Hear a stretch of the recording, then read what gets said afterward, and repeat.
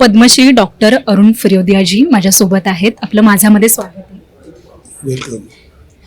आज माझा सन्मान पार पडला. अनेक कलागुणांचा गौरव करण्यात आला. काय सांगाल माझा सन्मानबद्दल? माझा सन्मान हा एक फार चांगला उपक्रम आहे.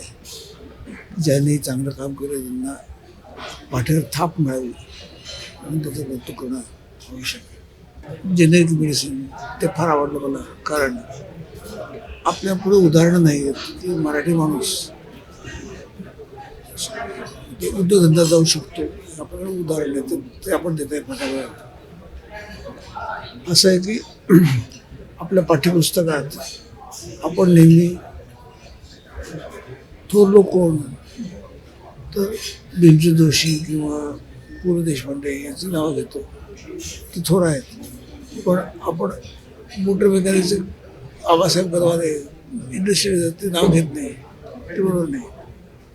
तर लोकांना स्फूर्ती कशी मिळेल म्हणून लोकांना उदाहरण म्हणून आपण पाठ्यपुस्तकाचा अंतर्भाव केला पाहिजे असं मला वाटतं. सर, तुम्ही अनेकांचे इन्स्पिरेशन आहात. अनेक जण तुमच्याकडनं प्रेरणा घेतात, पण तुमचं इन्स्पिरेशन कोण? माझे वडील. आणि ज्यांनी स्वातंत्र्यपूर्व काळात सुद्धा वाहन उद्योगात खूप प्रगती केली ते वालचंद शेठ.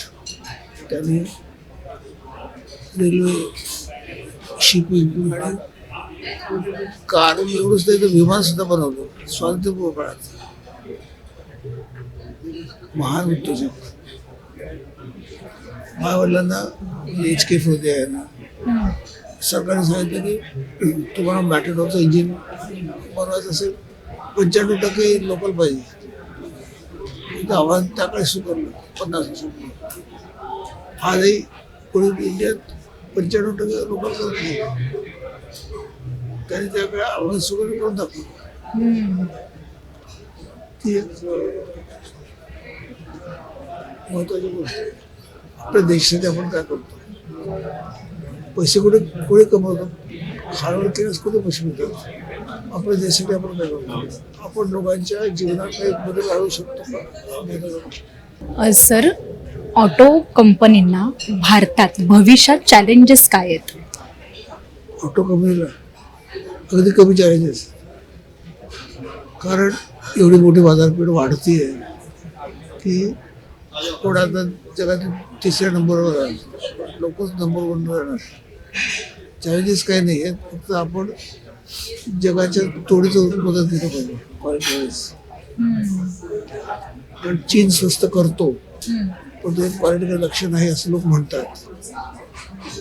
तर आपण क्वालिटीकडे चांगलं लक्ष तर आपण हिंदुस्थानी जगाचं बाजारपेठ आपल्याला. शेवटचा प्रश्न विचारते सर. जे युवा उद्योजक आहेत आणि जे उद्योग क्षेत्रात येऊ पाहत आहेत त्यांना तुम्ही काय मेसेज द्याल?